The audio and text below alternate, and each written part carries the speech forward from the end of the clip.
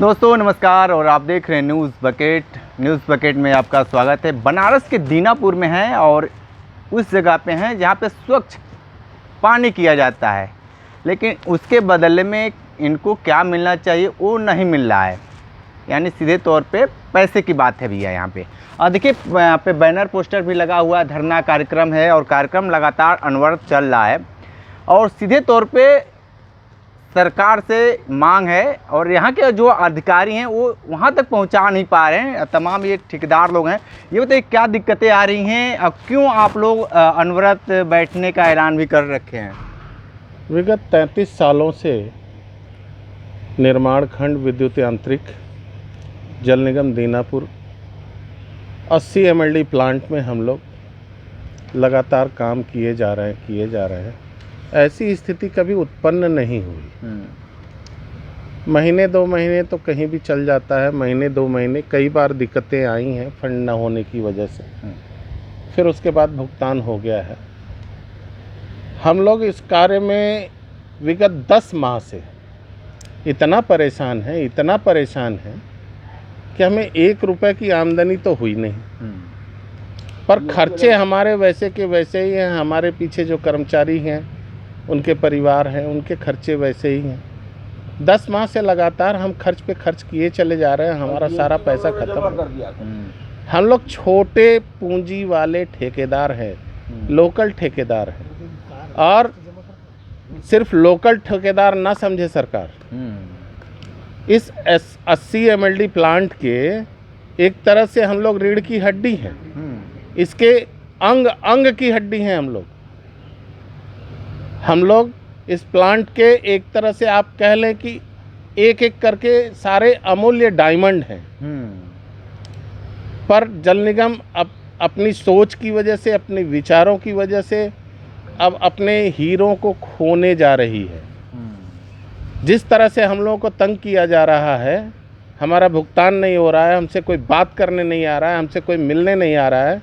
हम सूचनाएं हर जगह भेज चुके हैं, अपने अधिशासी अभियंता को भी, अपने अधीक्षण अभियंता को भी, अपने मुख्य अभियंता को भी और अपने निदेशक महोदय को भी, जो कि जल निगम के हैं।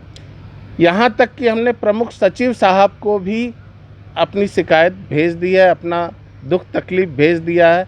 रोज़ की जितने भी यहाँ पे हम लोगों के धरने में जितने भी वीडियो बनते हैं या जो भी है या जो भी टेलीकास्ट होता है टीवी चैनलों में, उन सभी को हम उनके यहाँ भेजते रहते हैं, बाई मेल भेजते हैं। अच्छा ये बताइए कि सरकार आपकी सुन नहीं रही है, लेकिन ये प्रधानमंत्री नरेंद्र मोदी का संसदीय क्षेत्र भी है और आए दिन मुख्यमंत्री का दौरा होता है, महीने में 1-2 बार आ ही जाते हैं, तो वहाँ तक आप लोगों की बातें क्यों नहीं पहुँच पा रही? कहाँ से ये कमी हो जा रही है? मुख्यमंत्री महोदय के पोर्टल पे हमने अपनी कंप्लेंट डाल रखी है।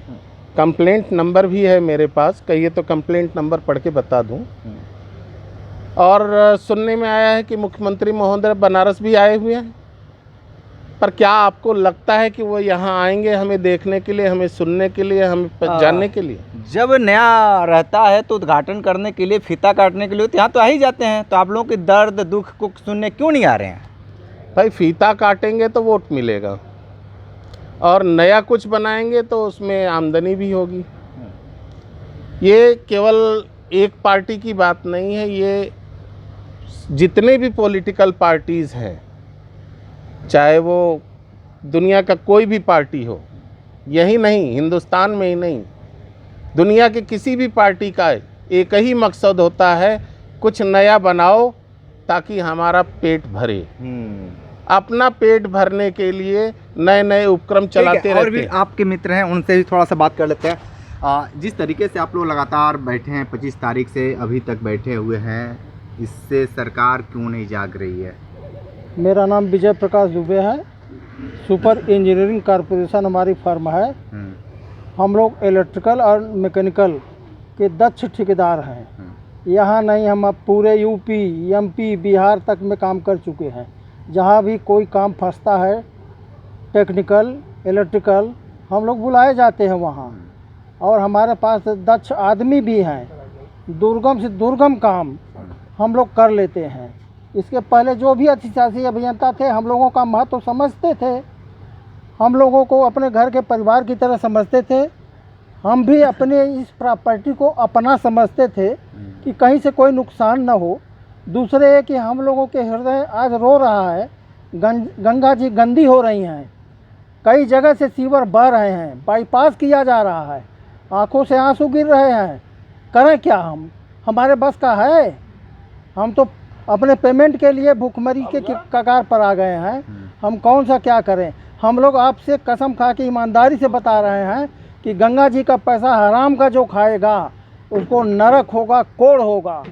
ये समझ लीजिए, इतना ध्यान में रख के हम लोग काम करते हैं ईमानदारी से।